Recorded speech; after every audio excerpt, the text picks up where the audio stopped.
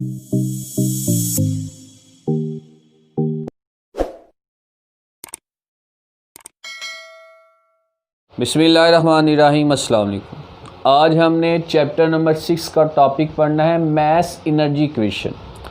Mess energy equation जो है इसको एक मशहूर ज़माना साइंटिस्ट आइंस्टाइन ने इस इक्वेशन को कंपोज किया।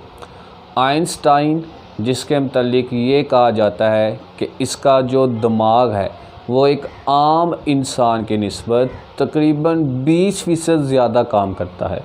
डॉक्टर थॉमस जो एक मशहूर साइंटिस्ट ने उसने इसकी मौत के बाद जब इसका दिमाग निकाला और इसके तकरीबन 40 पीस किए, 40 हिस्से किए और रिसर्च के लिए मुख्तलिफ साइंटिस्ट को भेजे, जहाँ से इनको पता चला कि आइंस्टाइन का दिमाग एक आम इंसान की निस्बत 20% ज़्यादा काम करता है। और यही वजह है कि आइंस्टाइन की इंटेलिजेंसी पावर आम इंसान की निस्बत क्या है, ज़्यादा होती है। अब आइंस्टाइन की एक मशहूर मैस एनर्जी इक्वेशन जो है जो उसने कंपोज की वो है E = mc²। यहाँ पे E से मुराद है एनर्जी, M से मुराद है मैस, M से मुराद क्या है जी, मैस, और C से मुराद है स्पीड ऑफ लाइट। यानी जो C है यहाँ पे एक कांस्टेंट है और इसका मतलब क्या होता है, स्पीड ऑफ लाइट, लाइट की स्पीड। कांस्टेंट की वैल्यू हमेशा फ़िक्स होती है। उसको जिस साइंटिस्ट ने वो एक इक्वेशन बनाई हो वो उस कांस्टेंट की वैल्यू कैलकुलेट करके हमें देता है। इसका मतलब है ये हमारे पास कांस्टेंट है। अगर हम कांस्टेंट को ख़त्म करें तो हमारे पास आ जाएगा E directly proportional to M, यानी एनर्जी डायरेक्टली प्रोपोर्शनल है किसके, मैस के। अगर ये रिलेशन इस तरह होता E = C/M, तो फिर इसका मतलब था E M के इन्वर्सली प्रोपोर्शनल है। और अगर इस तरह प्रोडक्ट की फॉर्म में आ जाए तो वो फिर क्या होगा, डायरेक्टली प्रोपोर्शनल। अब डायरेक्टली प्रोपोर्शनल से मुराद क्या है कि एक चीज़ के बढ़ने से दूसरी चीज़ भी बढ़े, यानी जितना मैस ज़्यादा होगा उतनी एनर्जी भी हमारे पास क्या होगी, ज़्यादा होगी।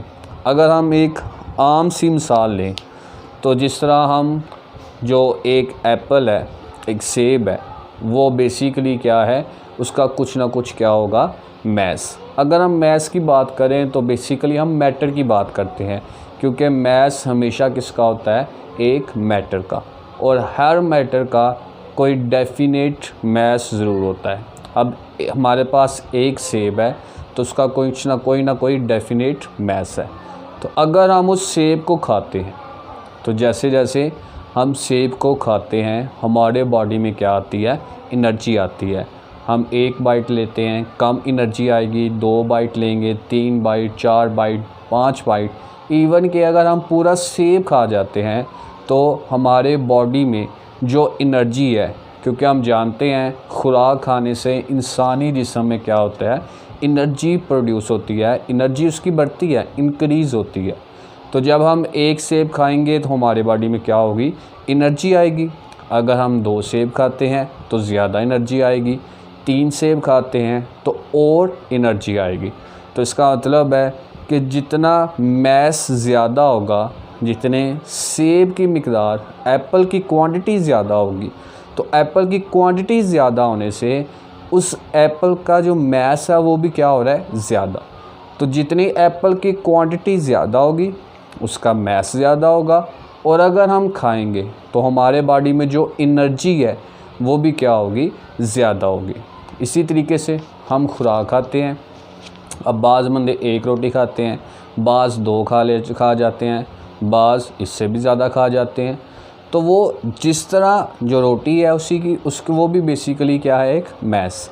तो जितनी रोटी अगर एक बंदा सुबह दोपहर शाम खाना खाता है और एक बंदा पूरे दिन में 1 रोटी खाता है, तो जो सुबह दोपहर शाम खाना खा रहा है, रोटियां खा रहा है, तो इसका मतलब है कि वो मैस रोटियों का सुबह दोपहर शाम में क्या है, ज़्यादा। तो उस बंदे की बॉडी में भी एनर्जी क्या होगी, ज़्यादा। और जो पूरे दिन में 1 रोटी खाता है तो उसके बॉडी में जो एनर्जी होगी वो फिर क्या होगी, कम। तो जितना मैस ज़्यादा होगा उतनी एनर्जी क्या होगी, ज़्यादा उस बॉडी में प्रोड्यूस होगी। और इसको किसने प्रोड्यूस किया, किसने कंपोज किया, आइंस्टाइन ने। अब भी इसने ऐसी थीसिस पेश की जिसके बगैर जो साइंस है वो तरक्की नहीं कर सकती।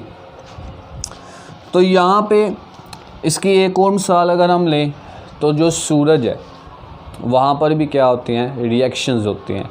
जब भी रिएक्शंस होंगे तो उस सूरत में एनर्जी जो है वो प्रोड्यूस होगी। तो सन के ऊपर, सूरज के ऊपर रिएक्शंस होते हैं। वो रिएक्शंस जब होते हैं तो एनर्जी प्रोड्यूस होती है। वो चूँकि सूरज हमसे बहुत ज़्यादा दूर है, इसलिए जो सूरज से हम तक हीट पहुंच रही है, जो एनर्जी पहुंच रही है, वो क्या होती है, बहुत कम मिक़दार में पहुंच रही है। ज़्यादा मिक़दार में जो एनर्जी है वो ज़ाया हो रही है, बहुत कम मिक़दार में सूरज से हम तक हीट जो है वो पहुंच रही है। और हम जानते हैं कि अगर ज़मीन पर जो ज़िंदगी है इसके लिए सूरज की रोशनी बहुत ज़रूरी है। तो इसी तरीके से जो न्यूक्लियर पावर प्लांट्स होते हैं वहाँ पर भी क्या होते हैं, न्यूक्लियर रिएक्शंस होते हैं। उन न्यूक्लियर रिएक्शन से एनर्जी हासिल होती है और उस एनर्जी को फिर हम क्या करते हैं, पावर प्लांट चलाने में इस्तेमाल करते हैं। तो उसमें लास्ट टाइम भी बताया था कि यूरेनियम का जो एटम है उसको तोड़ा जाता है, स्प्लिट किया जाता है छोटे छोटे एटम्स में, और साथ में हमारे पास क्या हासिल होती है, एनर्जी।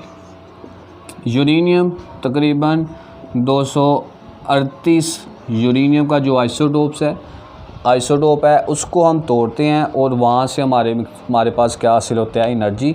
इस एनर्जी का कुछ हिस्सा हम पावर प्लांट चलाने में इस्तेमाल करते हैं। बाकी जो एनर्जी है वो अभी तक हमारे पास ऐसा डिवाइस नहीं बना, ऐसा आला नहीं बना कि हम उस एनर्जी को स्टोर कर सके। अगर हमारे पास एक ऐसा डिवाइस बन जाए जिसके ज़रिए हम बाकी एनर्जी को स्टोर कर सकें तो रहती दुनिया तक हमें कभी भी जो एनर्जी की प्रॉब्लम है, एनर्जी का बुरहान है, उसका सामना नहीं करना पड़ेगा। उसके बाद जी आगे हमारे पास टॉपिक है, वो है जी electricity from fossil fuels. Electricity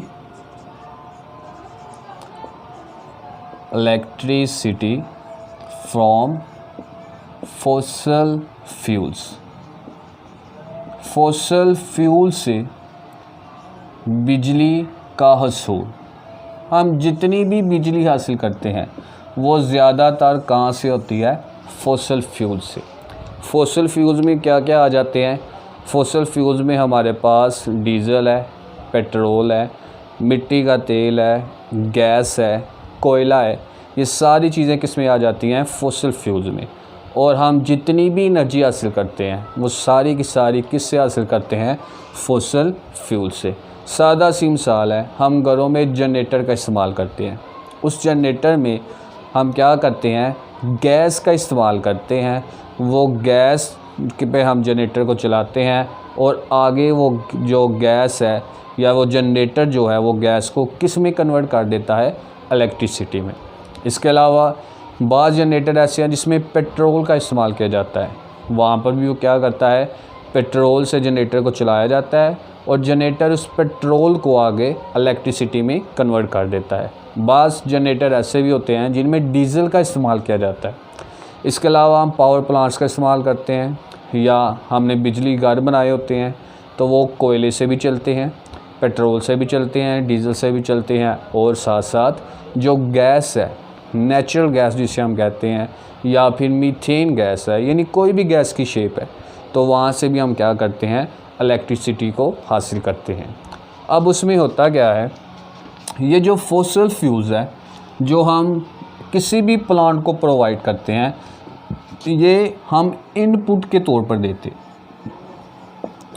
अब फॉसल फ्यूल्स में केमिकल एनर्जी होती है जी। फॉसल फ्यूल्स में कौन सी एनर्जी होगी? Chemical energy.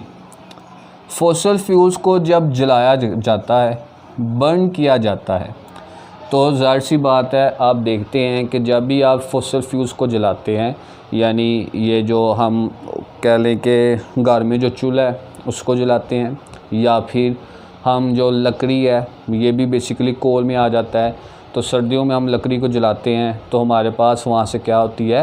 हीट एनर्जी हासिल होती है। तो जब हम फॉसल फ्यूल्स जिसमें केमिकल एनर्जी मौजूद है उसको बर्न करेंगे तो वो आगे किस में फिर चेंज हो जाएगी? हीट एनर्जी में।